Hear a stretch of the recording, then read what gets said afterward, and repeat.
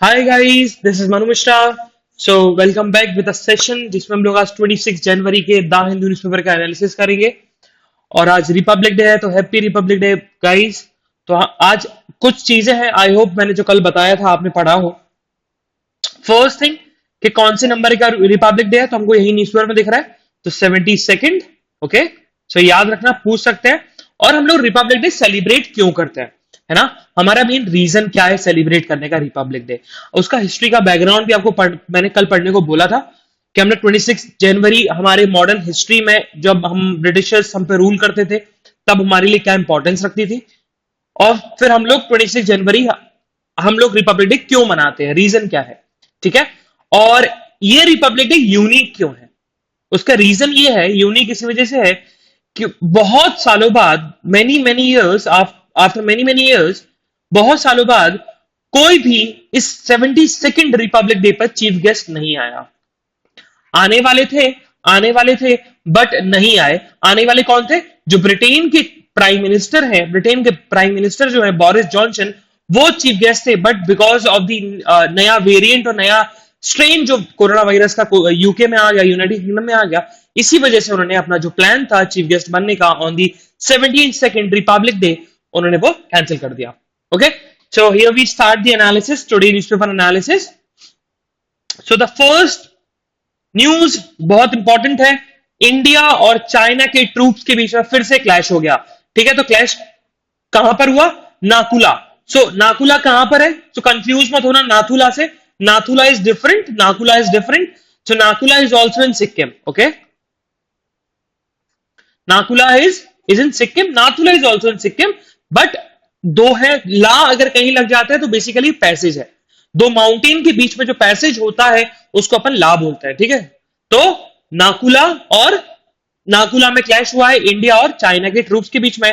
और before 2-3 days पहले ही 9th round हुआ था, अब 10th राउंड ऑफ टॉक्स होने वाले हैं कॉप्स कमांडर्स के बीच में। ठीक है, तो बेसिकली ये कॉप्स कमांडर के टॉक्स हो क्यों रहे हैं, राउंड्स क्यों हो रहे हैं? रीजन यही है क्योंकि इंडिया के ट्रूप्स और चाइना के ट्रूप्स गलवान वैली पे क्लैश हो गया था, उसकी वजह से to resolve the issue amicably, peacefully, इसी वजह से ये राउंड चल रहे हैं, कॉर्प्स राउंड चल रहे हैं। ठीक है, कॉर्प्स कमांडर्स राउंड चल रहे हैं। ना भी move further. So on the eve of Republic day एक तो सिविलियन अवार्ड्स दिए जाते हैं, इंडियन सिविलियन अवार्ड्स, साथ साथ आपको गैलेंट्री अवार्ड्स भी दिए जाते हैं। ठीक है, तो रिपब्लिक डे पे पता लगा हम लोगों को कि किन किन पर्संस को पद्म विभूषण मिला है। तो अभी जब नेशनल न्यूज में पूरा लिस्ट डाउन किया गया कि किन किन को पद्म विभूषण मिला है, किन को पद्म भूषण मिला है, किन को पद्मश्री मिला है, या फिर किन को महावीर चक्र मिला है, गैलेंट्री अवार्ड्स मिले हैं। ठीक है, वो अपन डिस्कस करेंगे आगे। ना भी मूव फर्दर। सो आज रिपब्लिक डे है तो बहुत ज्यादा एडवर्टीजमेंट है, और on the city news it's totally totally 100% news based on the Republic day. ठीक है, रिपब्लिक डे की सेफ्टी, रिपब्लिक डे के दिल्ली के रेसिडेंट जो है क्या सेफ्टी रखनी है उनको, कहां से नहीं जाना है। ओके, और फार्मेसी ट्रैक्टर परेड के बारे में।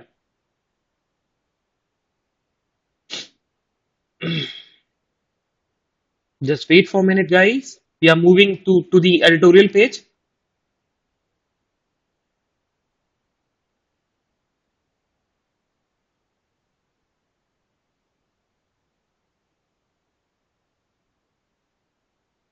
Yes. So on the northeast page, एक पंजाब के जो चीफ मिनिस्टर है अमरिंदर सिंह, सीएम अमरिंदर सिंह, उन्होंने स्टेटमेंट दिया है। उन्होंने बोला है फार्मर से रिक्वेस्ट करिए कि आप प्रोटेस्ट करो, बिल्कुल ट्रैक्टर परेड करो, बिल्कुल सही है, करो, लेकिन प्रोटेस्ट कैसे करना है और ट्रैक्टर परेड कैसे करना है? पीसफुली। ठीक है, कैसे करना है? पीसफुली। ओके, उन्होंने रिक्वेस्ट करी है। अभी move further to the editorial page. तो आज के एडिटोरियल में बेसिकली दो एडिटोरियल इंपॉर्टेंट है। ठीक है, दो एडिटोरियल इंपॉर्टेंट है। One is about the overgenius thread, तो ये about the Bihar police, sorry not Bihar police, basically ये इकोनॉमिक ऑफेंस विंग्स ने एक सर्कुलेशन निकाला है, उसको उससे रिलेटेड है। ठीक है, वो पढ़ेंगे अपन। And the second important editorial it's about the split in the middle, तो ये नेपाल में जो भी पॉलिटिकल क्राइसिस हो रहे हैं, और कल केपी शर्मा ओली को एक्सपेल कर दिया सीपीआई से, उसके बारे में पढ़ेंगे अपन। ठीक है, और जो पहला मेन जो एडिटोरियल है, फ्रंट पेज पे एडिटोरियल है, ये मन नहीं पढ़ने की बिल्कुल जरूरत है, बिल्कुल मत पढ़ना। रीजन ये है क्योंकि जो बहुत क्रिटिसिज्म किया गया मोदी का और मोदी गवर्नमेंट का, ठीक है, तो बिल्कुल इसका स्किप करो। जहां पर किसी पॉलिटिकल पार्टी या किसी गवर्नमेंट का क्रिटिसिज्म हो रहा है, ठीक है, गवर्नमेंट का क्रिटिसिज्म करो, गवर्नमेंट की पॉलिसी का criticism is good, but government को क्रिटिसाइज करना इट्स नॉट गुड, नहीं पढ़ना चाहिए, ठीक है। तो पॉलिटिकली इंक्लाइंड है तो आपको किसी भी कॉम्पिटेटिव एग्जाम के लिए इंपॉर्टेंट नहीं है, तो आप स्किप कर सकते हैं इसको। And this editorial is about the vaccination. तो वैक्सीनेशन में अपन इतने एडिटोरियल पढ़ चुके हैं ऑलरेडी, तो हमें पढ़ने की बिल्कुल जरूरत नहीं है। एंड जो दो एडिटोरियल यहां दिए हुए हैं, it's about the American policies, ठीक है, कि अमेरिका में जो भी newly president elected president Joe Biden और जो वाइस प्रेसिडेंट है कमला हैरिस, वो कैसे अर्थ को सेव करेंगे। तो जो प्लैनेट अर्थ को सेव करने का कॉन्सेप्ट ये है कि जैसे ही फर्स्ट डे था, जो बाइडेन का फर्स्ट डे था, उन्होंने बेसिकली हुआ क्या था, जब डोनाल्ड ट्रंप प्रेसिडेंट थे, उन्होंने यूएस को बैकआउट कर दिया था पेरिस एग्रीमेंट से। और पेरिस एग्रीमेंट है क्या, तो basically Paris agreement is an agreement of the developed and the most developing countries कि वो कार्बन इमिशन कम करेंगे, रिड्यूस करेंगे, ठीक है। जब यूएस को बोला गया कि आपको इतने परसेंट तक कार्बन इमिशन कम करना है, तो डोनाल्ड ट्रंप ने वहां से निकल गए, पेरिस एग्रीमेंट से यूएस को बैकआउट कर दिया। जैसे ही जो बाइडेन प्रेसिडेंट बने ऑन द फर्स्ट डे, उन्होंने पहला काम यही किया, पेरिस एग्रीमेंट में यूएस को इंक्लूड कर लिया, ठीक है। तो उसके बारे में तो अपन ये this is about something America की पॉलिसीज के बारे में, तो हम नहीं भी पढ़ेंगे, चलेगा। And this is something about the budgeting in the time of crisis. So ये एडिटोरियल टॉकिंग अबाउट क्या एस्टिमेशन होना चाहिए बजट का, ठीक है। अब $5 ट्रिलियन की इकोनॉमी बनना है, जो मोदी जी ने बोला था पार्लियामेंट में, $5 ट्रिलियन की इकोनॉमी बनना है, तो उसके लिए क्या क्या स्टेप्स होने चाहिए। अब ये एस्टिमेशन बता रहे हैं, और बजट 1 फरवरी को आ जाएगा, एक वीक के अंदर आ जाएगा। तो ये जो उसमें डेटा दिया है ना, वो हमारे लिए इंपॉर्टेंट नहीं होगा। तो ये editorial totally about the data, क्या एस्टिमेशन होना चाहिए, है ना।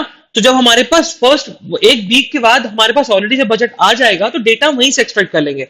और ये जो ये एडिटोरियल है, इस एडिटोरियल का डेटा हमारे लिए कोई इंपॉर्टेंस नहीं रखेगा। तो हम लोग एक वीक वेट करेंगे और अभी बजट आने देंगे, फिर हम लोग डिस्कस करेंगे बजट के बारे में, okay.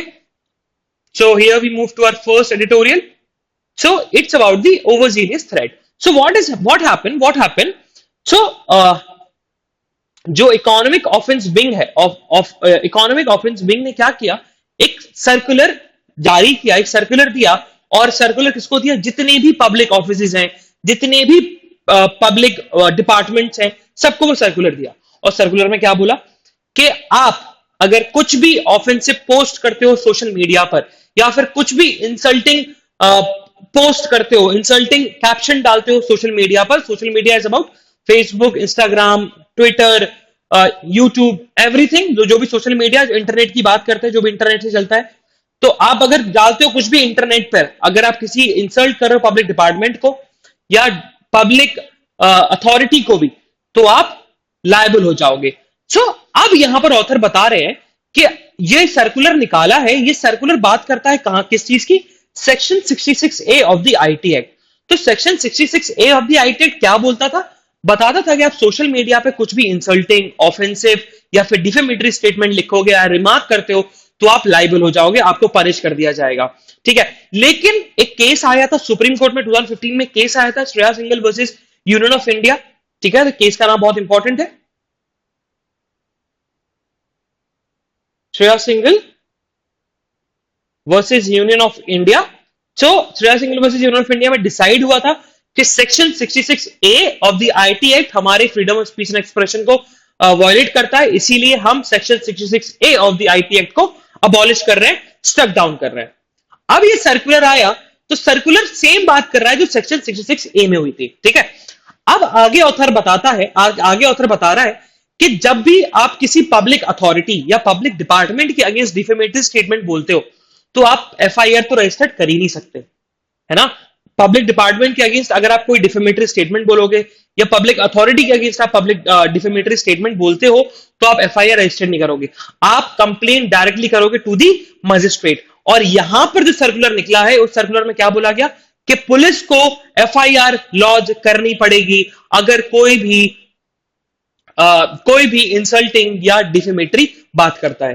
So this goes against the CrPC, जो हमारा पीनल लॉ है उसके अगेंस्ट चला गया, ठीक है। फिर आगे बताया गया, फिर आगे उन्होंने डिस्कस किया, आगे उन्होंने बेसिकली मोरली डिस्कस किया कि जो सर्कुलर इशू हुआ वो कैसे गलत है। उन्होंने बताया कि गवर्नमेंट को क्रिटिसिज्म लेना चाहिए, ठीक है, इट्स गुड फॉर क्रिटिसिज्म। आगे दो तीन पॉलिटिशियंस के बारे में बात भी की गई, जैसे जो बिहार के चीफ मिनिस्टर नीतीश कुमार, फिर जो आरजेडी के लीडर है तेजस्विनी यादव, वो भी बताया गया। तेजस्विनी यादव ने क्रिटिसाइज किया कि जो गवर्नमेंट ने स्टेप लिया है, जो इकोनॉमिक ऑफेंस विंग ने जो स्टेप लिया है सर्कुलर इशू करके, ये गलत है, ऐसा नहीं करना चाहिए था। गवर्नमेंट का काम है, डेमोक्रेसी का यही तो मतलब है कि आप गवर्नमेंट को क्रिटिसाइज करो, आप गवर्नमेंट की गलतियां बताओ, जिससे गवर्नमेंट अपनी गलतियों को सुधार कर सके, है ना। अगर ये सारी चीज सर्कुलर आते रहोगे तो फिर एक तरीके से ऑटोक्रेटिक गवर्नमेंट का काम हो जाएगा, डेमोक्रेटिक अबॉलिश हो जाएगी, खत्म हो जाएगा, ठीक है। तो दो तीन चीजें डिस्कस करी, एक तो section 66A and about CrPC defamation, and जो थर्ड पॉइंट था वो थोड़ा मोरली बताया गया कि सर्कुलर मोरली रॉन्ग कैसे है, कि अगर आप सर्कुलर इशू करोगे तो फिर ये डेमोक्रेसी के अगेंस्ट चला जाएगा। Okay, so read this, it's very very important. Now we move to a second editorial.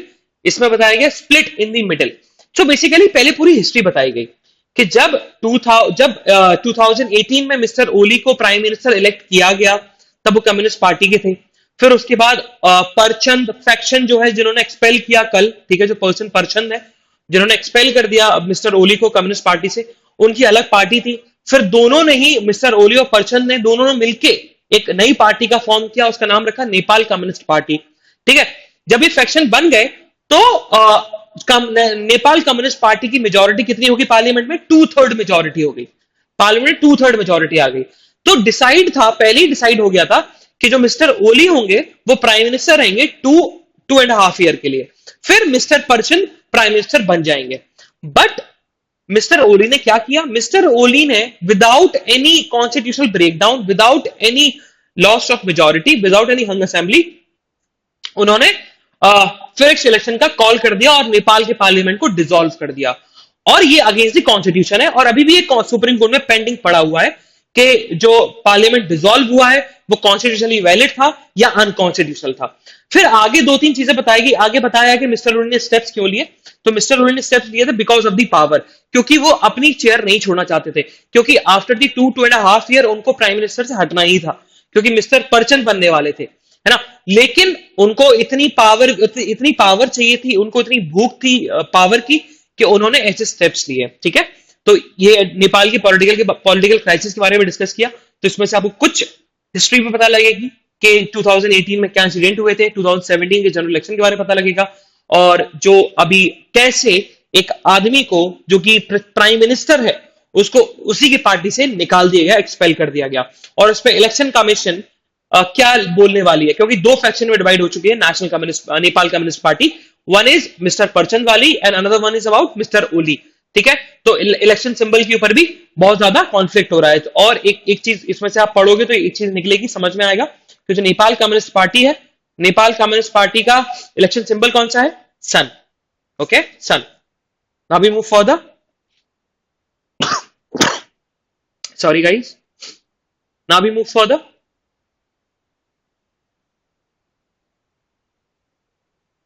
So yes, on the national news एक न्यूज इंपॉर्टेंट है अबाउट द आंध्र प्रदेश। ये हमने डे बिफोर यस्टरडे पढ़ी थी न्यूज। इस न्यूज में क्या था कि जो आंध्र प्रदेश हाईकोर्ट है उसने क्या बोला था कि in the month of February vaccination programme तो चलेगा, साथ में जो टियर 3 के जो इलेक्शंस होते हैं, मतलब पंचायत इलेक्शंस होते हैं, वो भी कंडक्ट कराए जाएंगे। तो जगन मोहन रेड्डी कहां चली गई? जगन मोहन रेड्डी गवर्नमेंट कहां चली गई? सुप्रीम कोर्ट में उन्होंने पिटीशन फाइल करी और बोला कि जो आंध्र प्रदेश हाईकोर्ट का जजमेंट है वो सही नहीं है, क्योंकि अगर आप इलेक्शन कराते हो, पंचायती इलेक्शन कराते हो फरवरी में, तो वैक्सीनेशन के जो वैक्सीनेशन ड्राइव है आंध्र प्रदेश में वो थोड़ा सा खराब होगा, उसमें हिंड्रेंस आएंगी, ठीक है। लेकिन सुप्रीम कोर्ट ने उनकी जो अपील थी वो डिसमिस कर दी, ठीक है। सुप्रीम कोर्ट ने क्या किया? डिसमिस कर दी। तो डिसमिस से यह पता लगता है कि जो आंध्र प्रदेश हाईकोर्ट ने बोला है, तो मंथ ऑफ फरवरी में दोनों चीजें होने वाली हैं।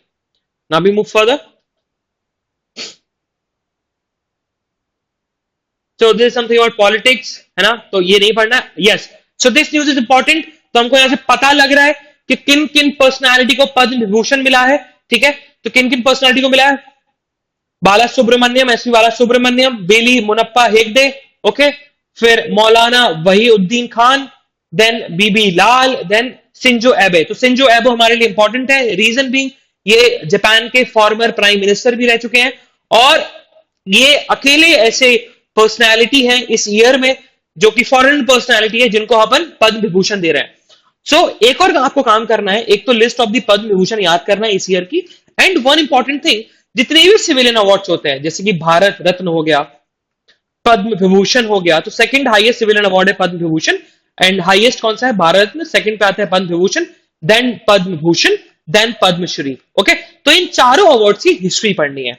ओके, इन चारों अवार्ड्स की हिस्ट्री पढ़नी है कि जो पद्म भारत रत्न है वो कब मिलता है, ठीक है, फिर उसके बाद पद्म विभूषण हर ईयर मिलता है, और लास्ट ईयर या फिर लास्ट वीक किसको भारत में मिल चुका है, ठीक है। तो आपको नोट डाउन करना है, इनकी हिस्ट्री पढ़ना है और इनके बारे में पढ़ना है, इन अवार्ड्स के बारे में पढ़ना है, ये स्टार्ट कब हुए थे और फर्स्ट अवार्डी कौन कौन था, ठीक है। Now we move further. So again दो इंपॉर्टेंट पर्सनालिटी को ही मिला है। तो वन इज अबाउट कौन, एक गोगोई, तो तरुण गोगोई जो कि असम के फॉर्मर चीफ मिनिस्टर है, उनको, और रामविलास पासवान को पद्म भूषण मिलेगा। Now we move further. तो यस, सो सिविलियन अवार्ड्स के साथ साथ गैलेंट्री अवार्ड्स भी मिलते हैं। तो उसके साथ साथ अभी रिसेंटली इसी लास्ट ईयर जब क्लैश हुआ था, बॉर्डर क्लैश हुआ था इंडिया और चाइना के बीच में, तो वहां पर एक बहुत बड़े पर्सनालिटी, मतलब एक बहुत बड़े आर्मी ऑफिसर्स कर्नल की डेथ हो गई थी, उनको ऑनर किया गया महावीर चक्र के साथ, ठीक है। तो महावीर चक्र के बारे में पढ़ना है आपको, महावीर चक्र और डिफरेंट गैलेंट्री अवार्ड्स कौन कौन से होते हैं उनको लिस्ट डाउन करना है कि टोटल गैलेंट्री अवार्ड्स है कौन कौन से। Okay, now we move further. जैसे कि महावीर होता है, फिर वीर चक्र होता है, ओके, अशोक चक्र होता है, तो वो आप लिस्ट डाउन करो और उनकी थोड़ी हिस्ट्री पढ़ो जैसे कि सिविल अवार्ड्स का बताया। Now we move further. So yes, again on the national news एक न्यूज इंपॉर्टेंट है कि जो वैक्सीनेशन प्रोग्राम है, वैक्सीनेशन ड्राइव है, उसको एक्सेलरेट किया जाएगा। एक्सेलरेट का मतलब और साइट्स खोले जाएंगे और कैंपेन बनाए जाएंगे कि जल्दी से जल्दी लोगों को वैक्सीनेट किया जाए, ठीक है। तो उसके बारे में बात किया है, गवर्नमेंट ने बोला है, हेल्थ मिनिस्ट्री और यूनियन गवर्नमेंट दोनों ने बोला है कि जो वैक्सीनेशन ड्राइव है जो अभी सिर्फ रिस्ट्रिक्टेड है कुछ स्टेट तक और कुछ डिस्ट्रिक्ट तक, हम उसको सारे डिस्ट्रिक्ट तक लाना चाहते हैं जिससे जितने भी लोग हैं जल्दी से जल्दी वैक्सीनेशन प्रोवाइड हो सके सिविलियंस को। सो अगेन बेसिकली दिल्ली में टेस्ट कंडक्ट हुआ था, तो उस टेस्ट से पता लगा कि Delhi is heading toward the herd immunity. तो हमारे लिए इंपॉर्टेंट है what is herd immunity. So herd immunity is something, मान लेते हैं कोई वायरस है, ठीक है, and there are 100 peoples, there are 100 peoples, their population, there are 100 peoples, okay. अगर एक को इन्फेक्ट कर गया तो ये सारे लोगों को इन्फेक्ट कर देगा। अगर 100 के 100 लोग इन्फेक्ट हो जाए या 70 या 80% ऑफ द पॉपुलेशन जो है वो इन्फेक्ट हो जाए, तो क्या हो जाएगा, हर्ड इम्यूनिटी आ जाएगी। मतलब जैसे अगर आप किसी वायरस से इन्फेक्ट हो जाते हो तो आपकी एंटीबॉडी जनरेट हो जाती है, और आपकी एंटीबॉडी जनरेट हो जाती है तो फिर आपको अगर वो वायरस अटैक करेगा तो वो इतना इफेक्टिवली और इतना एफिशिएंटली अटैक नहीं कर पाएगा। ओके, सो हर्ड इम्यूनिटी एक बेसिकली लास्ट रिजॉर्ट होता है अगर आपको किसी वायरस से बचना है या फिर किसी पैंडेमिक से बचना है, तो कोविड-19 हर्ड इम्यूनिटी की तरफ जा सकता है। दिल्ली में ऐसा सैंपल्स आए हैं क्योंकि बोला गया है कि 50 to 70% ऑफ द सैंपल बताए गए कि एक डिस्ट्रिक्ट में 50 to 70% ऑफ द पॉपुलेशन वहां पर एंटीबॉडी जनरेट हो चुकी है। Okay, now we move further.